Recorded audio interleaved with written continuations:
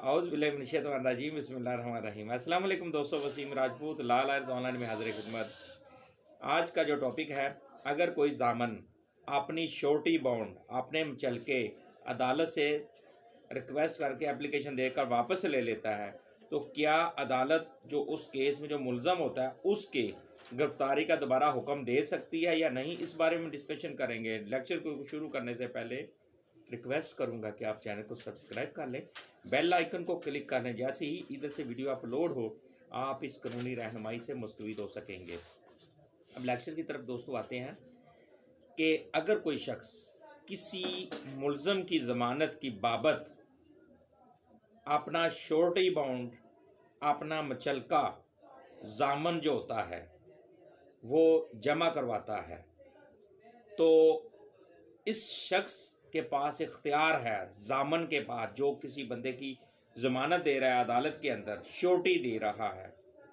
मुचलका दे रहा है, अगर वो किसी भी वक्त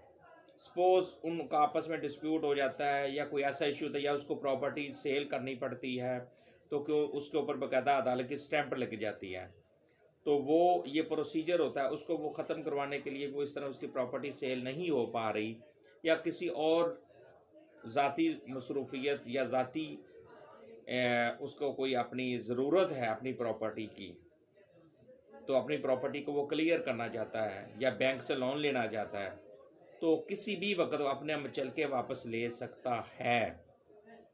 अदालत में एप्लीकेशन देगा। मुचलके वापसी की सूरत में अगर अदालत मुचलके वापसी का हुक्म दे देते हैं, ऑर्डर कर देती है, तो उसके बाद अदालत जो उस केस के अंदर जो मुलज़म होगा, जिसकी ज़मानत हुई होगी, उस मुलज़म को गिरफ़्तार करने का हुक्म दे सकती है, उसके दोबारा वारंट निकाल सकती है, क्योंकि मुचलके क्योंकि अभी ज़मानत हुई है, फिर उसके बाद ट्रायल चलना है, ट्रायल के बाद फैसला आना 4-5 साल लग जाते हैं।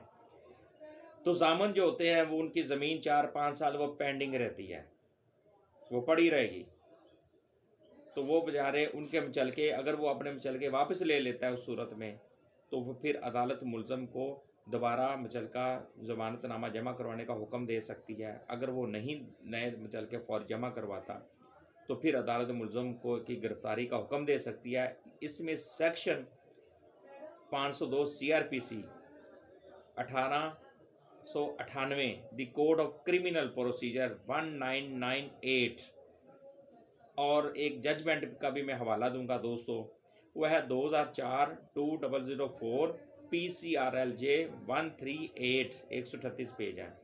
तो इसमें क्लियर बताया गया कि डिस्चार्ज ऑफ श्योरिटी, जब भी श्योरिटी आपने अपना मुचलका वापस लेना है, कोई आपको ज़रूरत पड़ गई, आपने किसी बंदे की ज़मानत दी है, फैमिली कोर्ट में दी है या क्रिमिनल केस के अंदर दी है, तो जहां अगर आप अपनी श्योरिटी वापस लेना है कुछ वजूहात की वजह से, या घर को बेचना है या बैंक से लोन लेना है या किसी वजह से भी, तो आप की वो स्टैम्प जो लगी होगी उसको ख़त्म करवाना है, तो अपनी प्रॉपर्टी को सेल करने की सूरत में, या मोस्टली ये भी होता है मुलज़म और जो ज़ामन उनके ख़िलाफ़ डिस्प्यूट भी हो जाता है, लड़ाई भी हो जाती है, तो वो फिर अपना मुचलका वापस ले लेते हैं। तो उस सूरत में मुलज़म को चाहिए कि फ़ौरी तौर पर अपना मुचलका नया मुचलका सबमिट करवा दे, अदरवाइज़ अदालत उसकी गिरफ़्तारी का हुक्म दे सकती है। मुझे अपनी दुआ में याद रखिएगा। जहाँ रहें सलामत रहें। अस्सलाम वालेकुम।